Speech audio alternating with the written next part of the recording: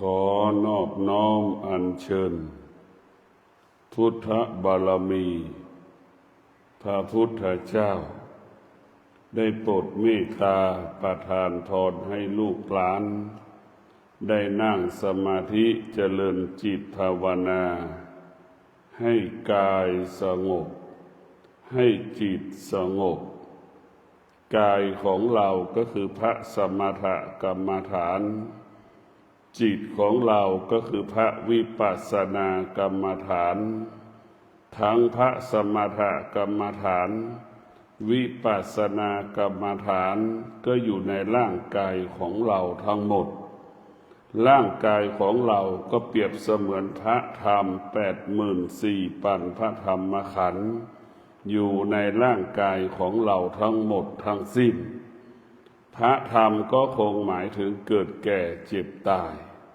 พระธรรมก็คงหมายถึงความทุกข์ที่มันปรากฏเกิดขึ้นกับชีวิตของเรากับร่างกายของเราโดยเฉพาะความทุกข์เป็นสัญลักษณ์คำสอนของพระพุทธเจ้าความทุกข์เป็นอัตลักษณ์ที่พระพุทธเจ้าจะพูดตลอดเวลาถ้าไม่มีความทุกข์ไม่มีพระพุทธเจ้า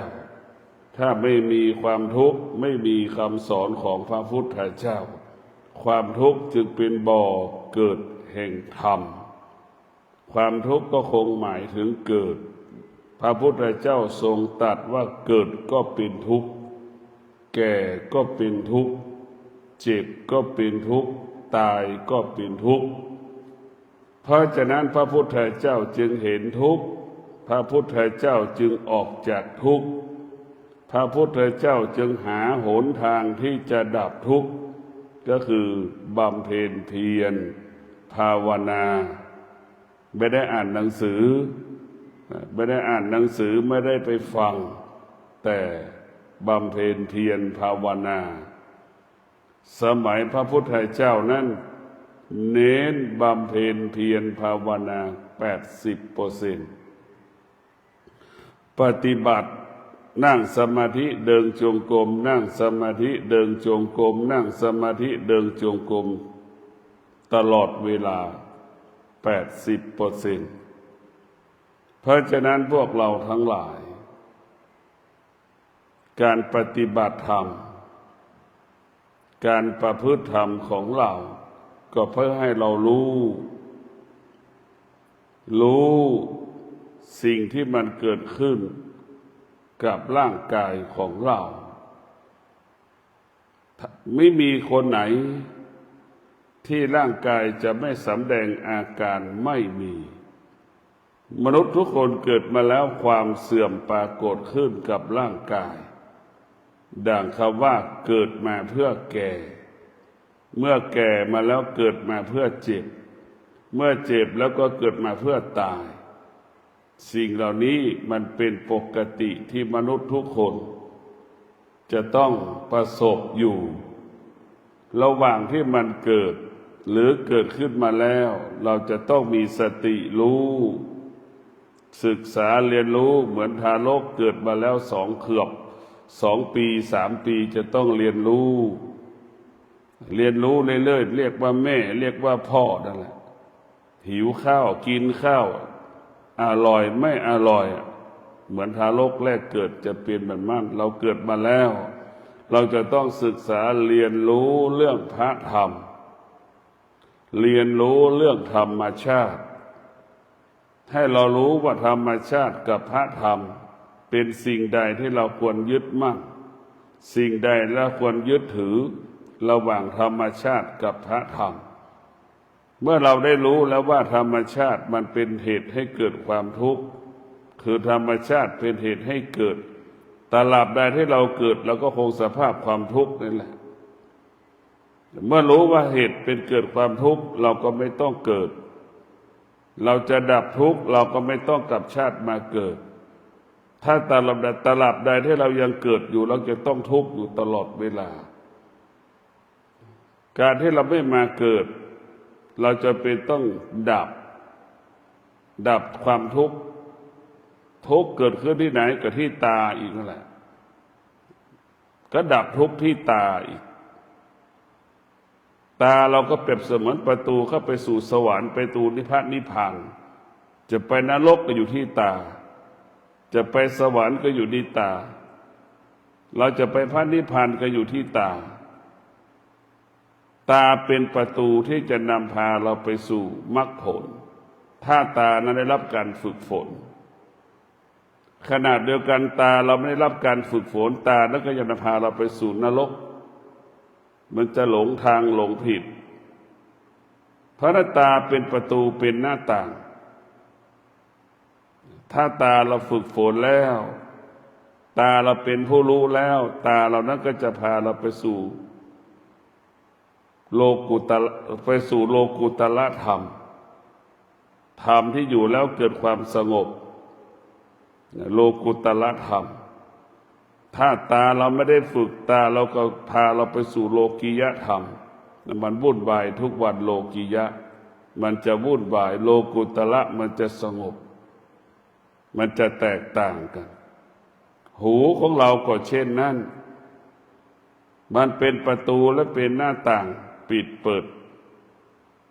เสียงใดที่เป็นเสียงของธรรมเราจะฟังเสียงใดที่เป็นเสียงของกิเลสตัณหาราคะเราจะไม่ฟังเราจะปฏิเสธก็ให้เรารู้อีกว่าหูของเรานั่นเมื่อหูของเราได้รับการฝึกฝนหูของเราก็จะต้อนรับแต่พระธรรมหูของเราจะไม่รับฟังเรื่องอื่นๆจะปฏิเสธเสียงอื่นๆตลอดกาลเวลาพวกเราจะรู้แล้วว่าสุขก็ดีทุกข์ก็ดีมันเกิดขึ้นที่อายตนะของเราทั้งหมดทั้งสิ้นจะร้องไห้เสียใจก็อยู่ที่อายตนะดีใจเสียใจก็อยู่ที่อายตนะทั้งสิ้นเพราะฉะนั้นพวกเราทั้งหลายเราต้องพิจารณาทุกข์เกิดขึ้นที่ไหนเราก็ดับที่นั่นสุขเกิดขึ้นที่ไหนเราก็ดับที่นั่น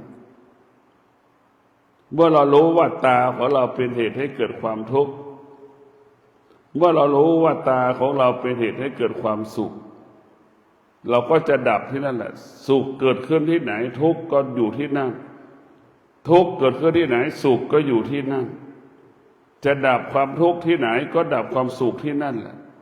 สุขกับทุกข์มันอยู่ร่วมกันเหมือนดั่งมะม่วงดิบกับมะม่วงสุกนั่นแหละมันแยกจากกันไม่ได้มันอาศัยกันอยู่มันอยู่ร่วมกันอยู่มะม่วงมันไม่สุกมันก็เขียวมันก็แข็ง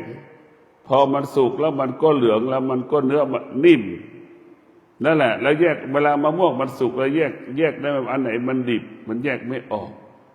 ทั้งสุขทั้งทุกข์มันคงจะเปรียบเสมือนทองนั่นแหละทองไม่เต็มร้อยมันคงเปรียบเสมือนความทุกข์ทองเต็มร้อยก็คงเปรียบเสมือนความสุขมันอยู่ในเนื้อเดียวกันแต่มันไม่ได้ผ่านกระบวนการคัดแยกออกเศษต่างๆที่ติดในหินในที่เป็นทองเอาทองที่เป็นหลอมแล้วคัดแยกจะได้ทอง100%เพราะฉะนั้นพวกเราทั้งหลายมีสติพิจารณาซ้ำๆเนี่ยไม่ใช่ครั้งเดียวเราต้องซ้ำๆต่อเนื่องอย่างเนืองเราต้องตลอดเวลาทำไมเราต้องกินข้าวทุกวันให้เราตั้งคำถามตรงนั้นแหละทำไมเราต้องเกิดความพอใจทุกวันทำไมเราเกิดความทุกข์ทุกวันเราต้องตั้งคำถามทุกวันเราจะต้องแก้ไขหรือพัฒนาอายตนะของเราให้เป็นผู้รู้ถ้าตาเรามีตัวตนก็คงเปรียบเสมือนยามเฝ้าบริษัทนั่นแหละมันจะไม่ให้บุคคลภายนอกเข้ามามันจะรู้แบบนั้นแหละหูของเราก็เช่นนั่นแหละถ้ามันมีตัวตนก็เปรียบเสมือนยามเฝ้าบริษัทมันก็เป็นเช่นนั้นแหละมันจะไม่ให้สิ่งที่ไม่ดีเข้ามามันก็จะต้อนรับสิ่งที่ดีเท่านั้นนี่คือตาหูจมูกลิ้นกายใจเป็นผู้รู้เนี่ยมันก็จะรู้อย่างยามเฝ้าบริษัทบุคคลภายนอกมันจะไม่ให้เข้าแม้กระทั่งบุคคลภายในที่นอกเวลามันก็ไม่ให้เข้าตาหูจมูกลิ้นกายใจรับการฝึกฝนตาเราก็จะเป็นผู้รู้ดั่งคนในบริษัทยามเฝ้าบริษัทต่าง นอกเวลาแล้วคนอยู่ที่ในบริษัทก็ไม่ให้เข้านะอันนี้ก็คือหน้าที่ของยาม เช่นเดียวกับตาสิ่งใดที่เป็นกิเลสก็ไม่ให้มันอยู่ปฏิเสธมันไปหูของเราก็เช่นนั้นสิ่งเสียงใดที่เป็นเสียงกิเลสก็ไม่ปฏิเสธมันไม่ยอมให้มันมาอยู่ในที่หูของเรานี่เราต้องพิจารณาเราทุกข์ก็เพราะหูของเรานั่นแหละเราทุกข์ก็เพราะตาของเรานั่นแหละสองคำเนี่ยมันจะทุกข์ตลอดเวลาทั้งหูทั้งตาได้สัมผัสตลอดเวลากลิ่นยังน้อยอยู่แต่กลิ่นเนี่ยมีน้อย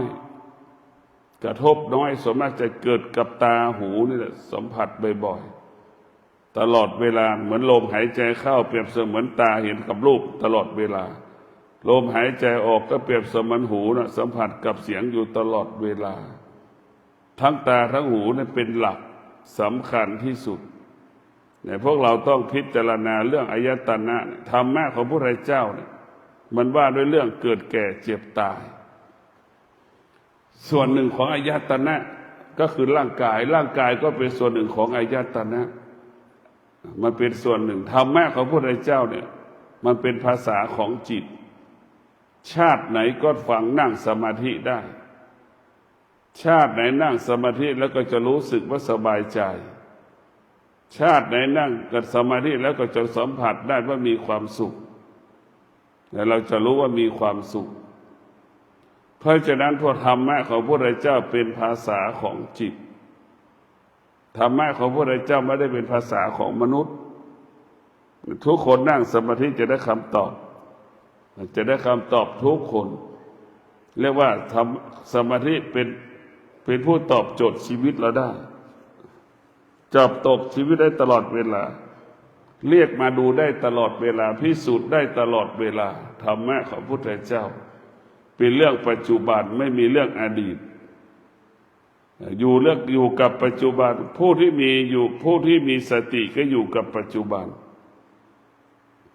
ผู้ที่มีสติจะอยู่กับปัจจุบันสติรู้สึกตัวอยู่กับปัจจุบันทั้งสิ้นให้เรามีสติรู้เท่านั้นแหละธรรมะพระพุทธเจ้ารู้ว่านั่งก็รู้จะลุกก็รู้ระหว่างที่มันจะนั่งกึ่งกลางก็รู้ระหว่างที่ก้นถูกเก้าอี้ก็รู้ให้เรารู้หมดตัวรู้เท่านั้นแหละ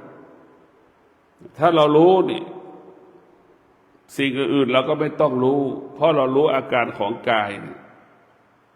ธรรมอื่นก็ไม่ต้องรู้อุปทานก็ไม่ต้องมามันไม่ต้องมาพูดเรื่องอุปทานแล้วมันทุกอย่างมันรวมยอดของธรรมะรู้ตัวเดียวเนี่ยมันเป็นยอดของธรรมะสรุปธรรมดังพระพุทธเจ้าได้เป็นพุทธเจ้าเพราะลมหายใจเข้าลมหายใจออกไม่ได้บรรลุธรรมอื่นๆเลยถ้าพระพุทธเจ้าไม่รู้กับอาการของการลมหายใจเข้าอาการลมหายใจออกพระพุทธเจ้าไม่มีโอกาสที่จะได้เป็นพระพุทธเจ้าพระพุทธได้เป็นพระพุทธเจ้าก็เพราะลมหายใจเข้าลมหายใจออกนี่แหละมันทำให้จิตละเอียดทำให้กายละเอียดเพราะฉะนั้นลมหายใจเข้าลมหายใจออกเป็นต้นกำเนิดของพระธรรมพระธรรมจึงเกิดจากลมหายใจเข้าลมหายใจออกนี่แหละเพราะฉะนั้นเราจะศึกษาพระธรรมเราจะให้เราเข้าถึงธรรมก็คือลมหายใจเข้าลมหายใจออกนี่แหละ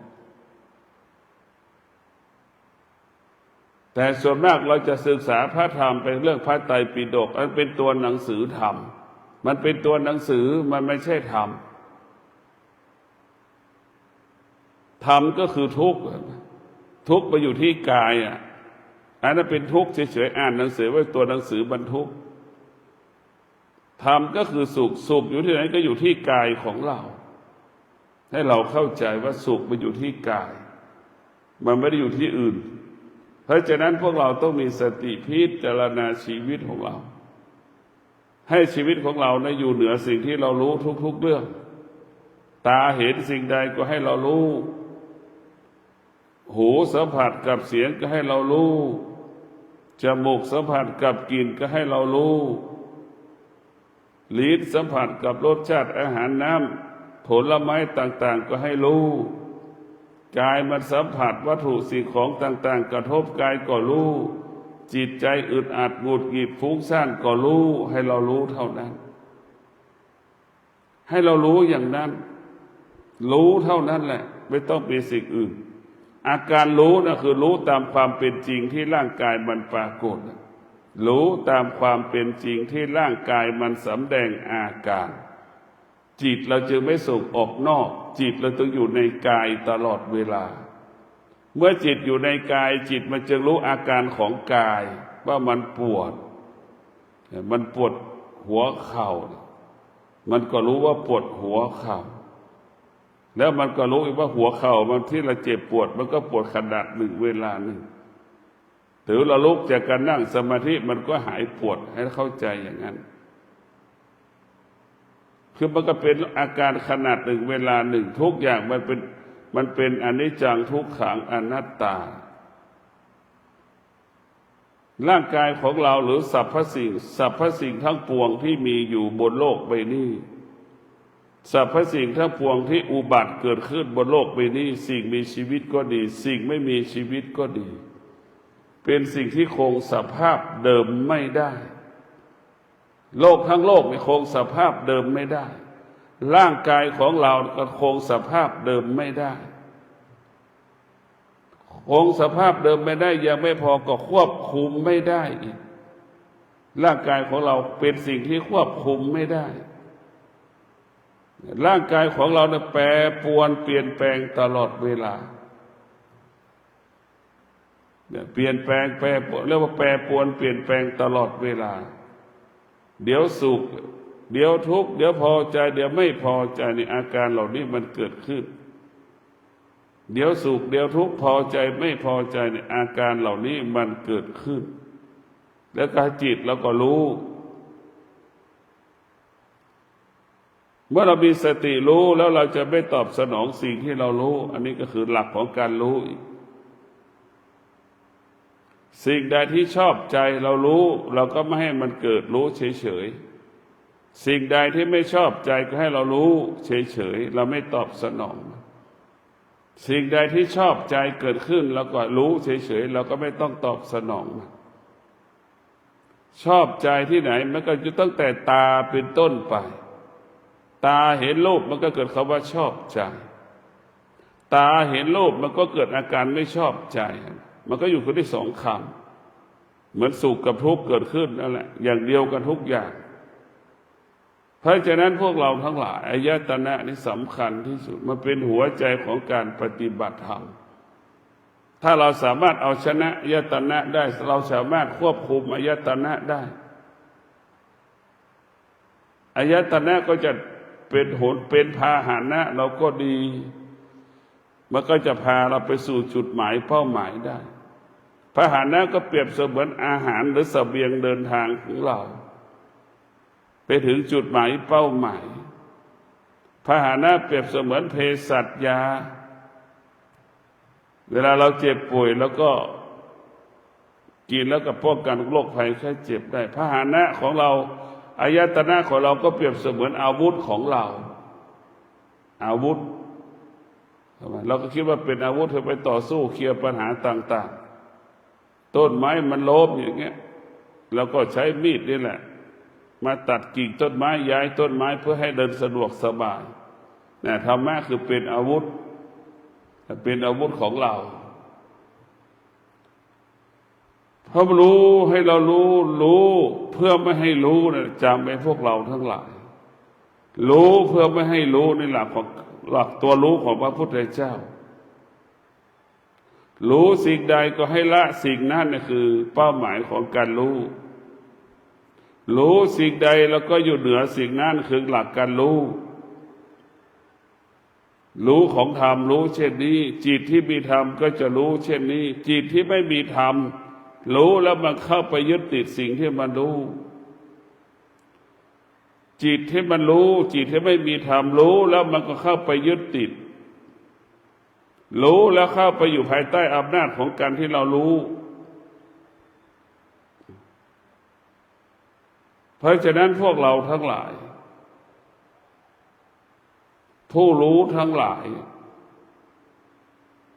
จึงให้ความสำคัญกับการนั่งสมาธิให้ความสำคัญกับการบำเพ็ญเพียรภาวนานี่มากที่สุด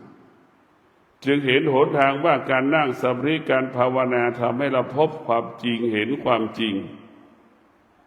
ให้เรารู้ความจริงเห็นความจริงแล้วเราจะเลือกเอาความจริงที่อยู่เหนือความจริงนั้นได้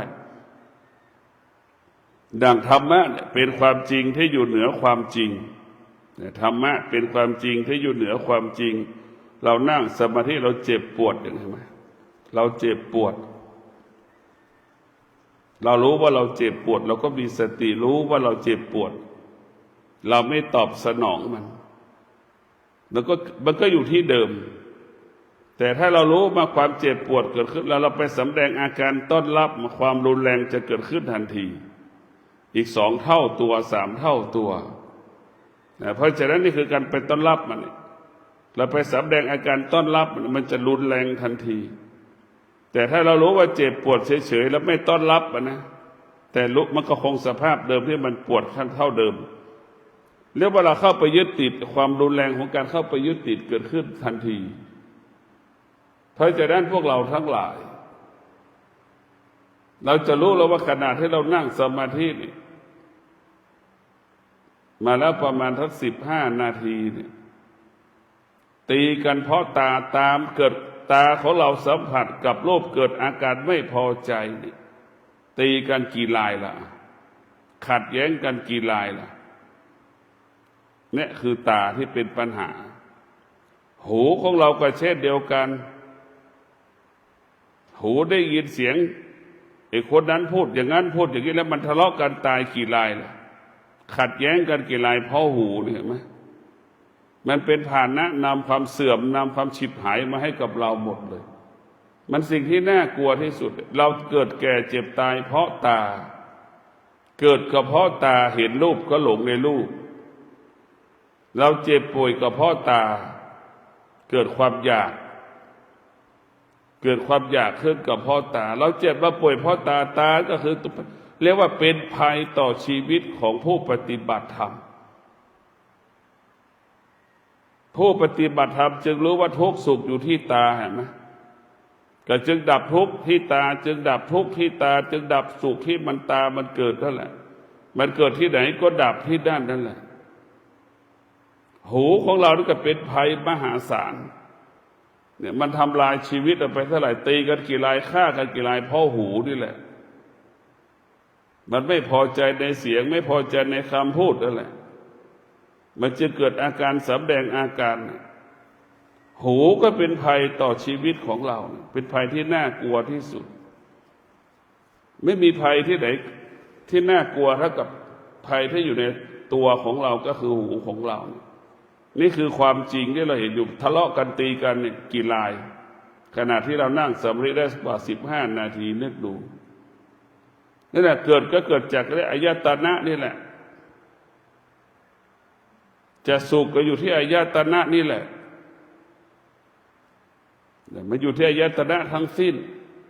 ทุกข์ก็เช่นนั้นพอใจไม่พอใจก็เช่นนั้นเมื่อเรารู้ว่าอายตนะเป็นหนทางเป็นช่องทางที่ทำให้เรา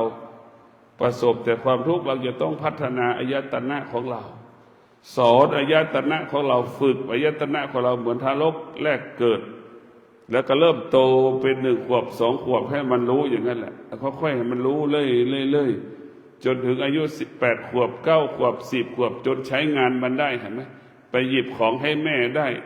ไปหยิบของสิ่งนั้นได้รู้ว่านี่เป็นเกลือในรู้ว่าเป็นน้ำตาลนะมันใช้มันได้ให้มันรู้อย่างนั้นแหละอันนี้คือพริกไปเอาพริกให้แม่ได้ไปเอาขันน้ำให้แม่ให้รู้อย่างนั้นไปเอารองเท้าให้แม่ให้มันรู้อย่างนั้นแหละ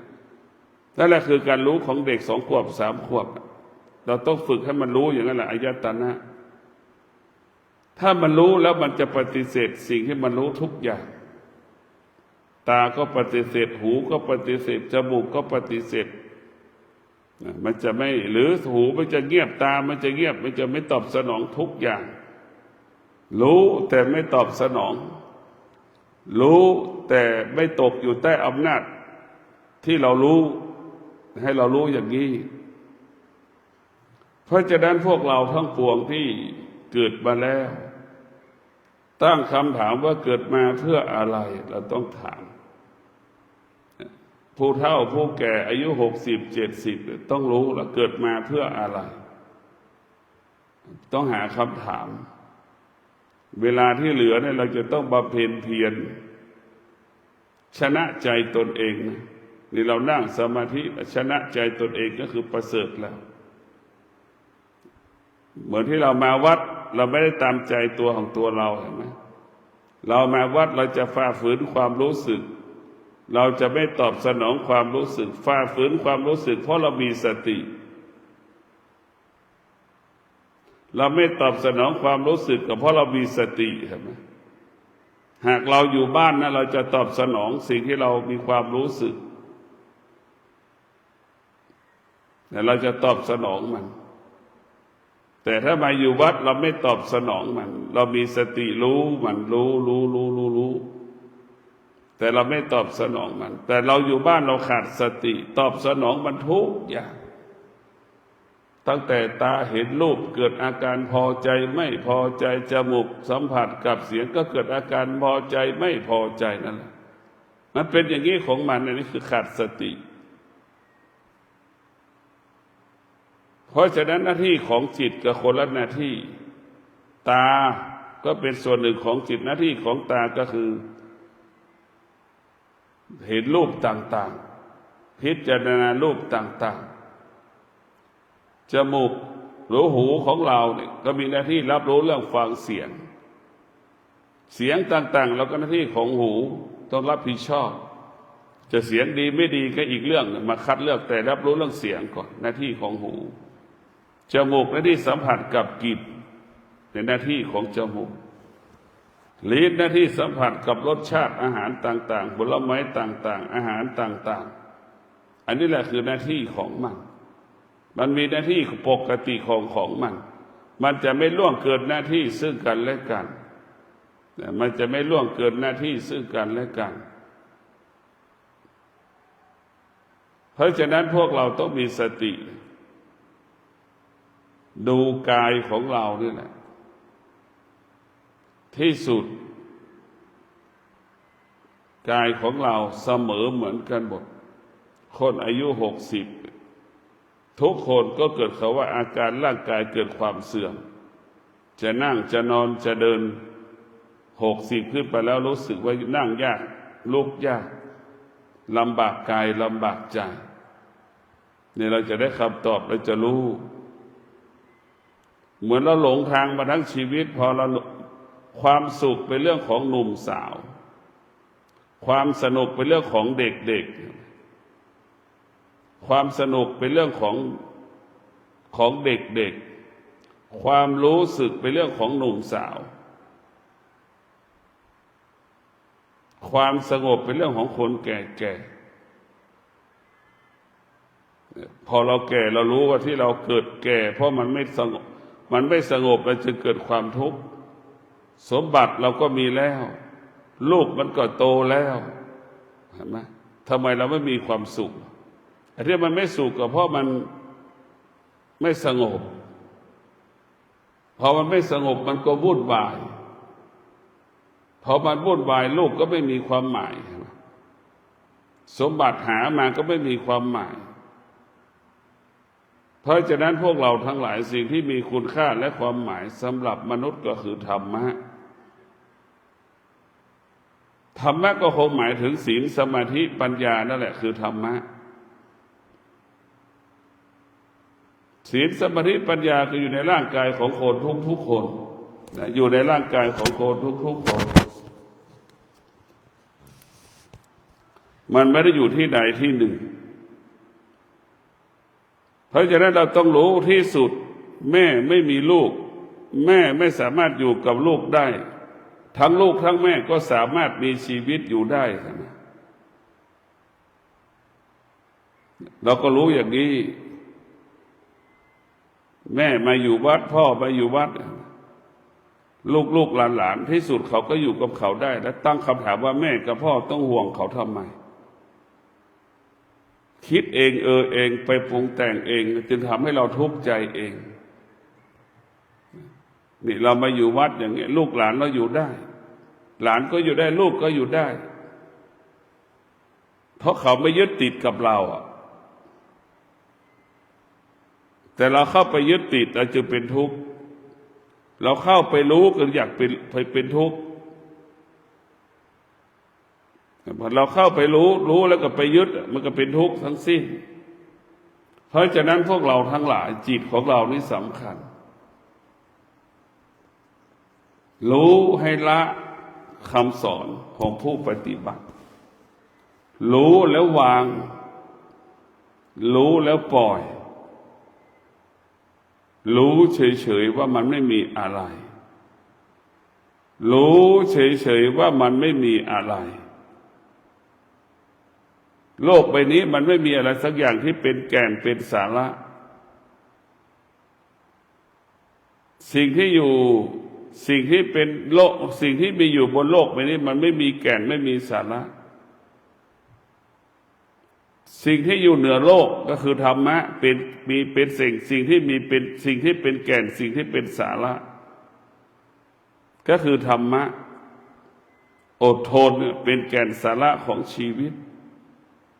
คนที่ไม่ได้แต่งงานก็อดทนต่อสภาพการอยู่ด้วยตัวเราเองพึ่งพาตัวเราเองคนที่แต่งงานก็ต้องใช้ความอดทนในการอยู่ร่วมกันทุกอย่างมันก็อยู่ที่ธรรมะนะมีคำให้เรามีค่ามีความหมายคนที่ไม่มีธรรมะก็เป็นคนที่ไม่มีค่าคนที่มีธรรมะก็จะเป็นคนที่มีค่าเพราะฉะนั้นธรรมะทำให้คนได้มีค่าของการเป็นคนกิเลสตัณหาราคะทำลายการเป็นคนทำลายการเป็นมนุษย์ธรรมะรักษาการเป็นมนุษย์รักษาการเป็นคนเพราะฉะนั้นพวกเราทั้งปวงที่เกิดขึ้นมาบนโลกใบนี้เราต้องพิจารณาชีวิตของเราตกอยู่ภายใต้อารมณ์ของตนเองตกอยู่ภายใต้อารมณ์ของบุคคลอื่นทั้งวันทั้งคืนเป็นเช่นนี้ถ้าเราขาดสติเราก็ตกอยู่ใต้อำนาจอารมณ์ความคิดของตนเองและบุคคลอื่นๆเราจะเป็นต้องมีสติเมื่อเรามีสติเราจะไม่ตกอยู่ใต้อำนาจอารมณ์ของตนเองอารมณ์ของบุคคลอื่นผู้ที่มีสติเขาจะไม่หลงดังลูกบางคนที่มีสติก็จะไม่หลงลูกตนเองแม่บางคนที่มีสติก็จะไม่หลงลูกตนเองแม่บางคนที่ขาดสติก็จะหลงลูกตนเองคำว่าแม่ก็คงฐานะความเป็นลูกมาแล้วทุกคนแม่ทุกคนคงฐานะเป็นลูกมาแล้วทุกคนสัมผัสรู้สึกกับคำว่าลูกมาแล้วทุกคนคนที่เป็นแม่ณปัจจุบันเนี่ยคนที่เป็นแม่ก็รู้หัวอกแม่ดีว่าแม่ห่วงลูก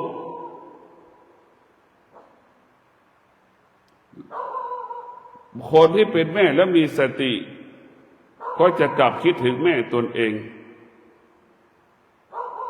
จะไม่ลืมแม่แก่ๆจะไม่ทิ้งแม่แก่ๆไว้ข้างหลังลูกที่มีธรรมะลูกที่มีสติ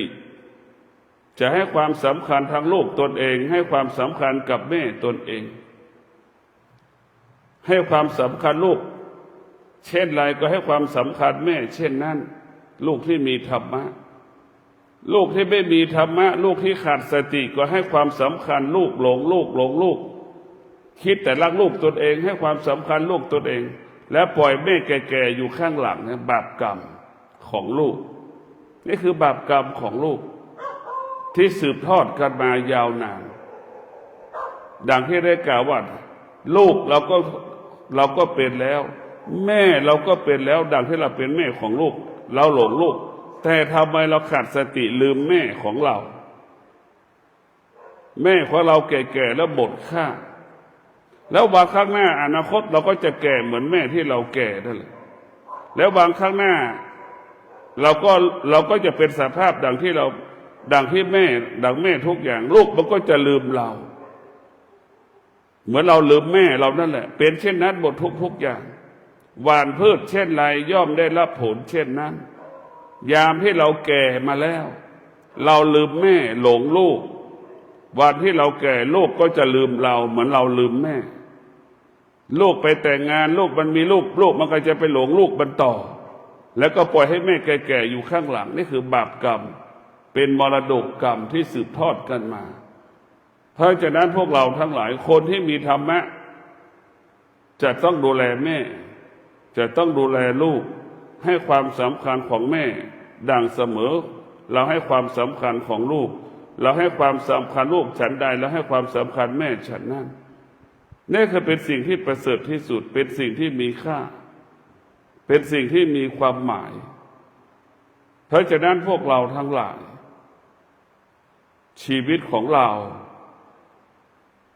เป็นสิ่งที่มีค่าเป็นสิ่งล้ำค่าถ้าชีวิตเรามีธรรมะสามีมีธรรมะย่อมเป็นที่รักของภรรยาภรรยามีธรรมะย่อมเป็นที่รักของสามีธรรมะก็คือศีลน่ะสามีรักษาศีลย่อมเป็นที่รักของภรรยาภรรยารักษาศีลย่อมเป็นที่รักของสามีพ่อแม่รักษาศีลย่อมเป็นที่เคารพรักของลูกลูกรักษาศีลย่อมเป็นที่รักของพ่อแม่นี่คือความจริงของโลกนี่คือความจริงของชีวิตชีวิตของเราจะมีค่าอยู่ที่ธรรมะทั้งสิ้นมันไม่ได้อยู่ที่เงินแสนเงินล้านทรัพย์สมบัติทำให้เราหมดค่าเพราะเราไปหลงมันตัวเรามีตัวสติจะทำให้เรามีค่าเราจะไม่หลงทรัพย์สมบัติรู้แต่สักว่ารู้เฉยๆรู้ว่ามีเงินรู้ว่าไม่มีเงินเท่านั้นรู้ว่าสุขก็ไม่ได้เกิดจากการมีสมบัติรู้ว่าทุกข์ก็ไม่ได้เกิดจากการไม่มีสมบัติให้เรารู้แบบนี้นี่คือรู้ของพระพุทธเจ้ารู้ตามความเป็นจริงรู้ตามความเป็นจริงให้เรารู้อย่างนี้แหละรู้ตามความเป็นจริงสุขทุกข์อยู่ที่เราเข้าใจถ้าเราเข้าใจสุขก็ไม่เกิดทุกข์ก็ไม่เกิดไอ้ที่มันเกิดสุขเกิดทุกข์เพราะเราไม่เข้าใจเบื้องต้นสุขเกิดเพราะเข้าใจอันนี้ทั่วไปที่เราไม่ต้องพูดถึงธรรมะมันเป็นเรื่องอารมณ์เรื่องความรู้สึกทุกข์เกิดก็เพราะไม่เข้าใจอันนี้คือเบื้องต้นไม่ได้เกี่ยวเรื่องธรรมะนะเป็นพื้นฐานของคนทั้งระบบของโลกแต่พอเราศึกษาธรรมะเราเห็นว่าโทษของความทุกข์เห็นโทษของความสุขทั้งความสุขความทุกข์เป็นโทษต่อชีวิตของเราเป็นโทษต่อของการปฏิบัติเป็นสิ่งที่ขวางกั้นชีวิตของผู้ปฏิบัติเป็นผู้ทำลายชีวิตของเราสุขกับทุกข์เป็นผู้ทำลายชีวิตของเราในสุขกับทุกข์เป็นผู้ทำลายชีวิตแต่เมื่อเราปฏิบัติธรรมแล้วเราจะไม่ให้สุขมันเกิดเราจะไม่ให้ทุกข์มันเกิดเราจะไม่ตอบสนองสุขที่มันเกิดทุกข์ที่มันเกิดเราจะไม่ตอบสนองสิ่งทุกข์ที่มันเกิดสุขที่มันเกิดเราจะไม่ตอบสนองมันเพราะฉะนั้นพวกเราทั้งหลายเรามีสติพิจารณาเรามีสติพิจารณาดับทุกข์ดับสุขปิดประตูหน้าต่างก็คือปิดหูปิดตาปิดจมูกปิดลิ้นปิดทุกอย่างไม่ให้สุขเกิดไม่ให้ทุกข์เกิด เพราะฉะนั้นพวกเราทั้งหลายคนทั้งโลกไปติดในสุขไปติดในทุกข์เหมือนหนูติดกาวออกไม่ได้เหมือนแมลวันติดกาวเป็นเช่นนั้นแต่ไปติดสุขติดทุกข์ก็เพราะอย่างนี้แหละพวกเราทั้งหลายสุขกับทุกข์ก็เหมือนสุขกับทุกข์ก็เหมือนกาวดักหนูคนทั้งโลกก็เหมือนหนูติดกาวออกจากทุกข์ไม่ได้ออกจากสุขไม่ได้เพราะยังเห็นทุกข์เพราะไม่เห็นทุกข์เพราะไม่เห็นสุขไม่เห็นโทษของทุกข์ไม่เห็นโทษของสุขทั้งสุขทั้งทุกข์มีโทษมหันต์เป็นภัยต่อชีวิตของผู้ปฏิบัติธรรมเป็นภัยต่อชีวิตผู้ปฏิบัติธรรมสุขกับทุกข์เพราะมันเป็นกิเลสทั้งคู่เหมือนเราหนุ่มเป็นเด็กทารกแรกเกิดวันนี้เราเป็นคนผู้เจริญด้วยอายุเป็นคนชราภาพกับอันเดียวกันก็ขอความสุขสวัสดีจงเกิดแก่พวกเราทุกคนมีสติระลึกถึงคุณแห่งความดีมีสติน้อมนำเอาความดีมาไว้ที่กายที่ใจความดีก็คือสติเมื่อเรามีสติกายวาจาใจเราก็ปกติตลอดกาลขอเจริญพร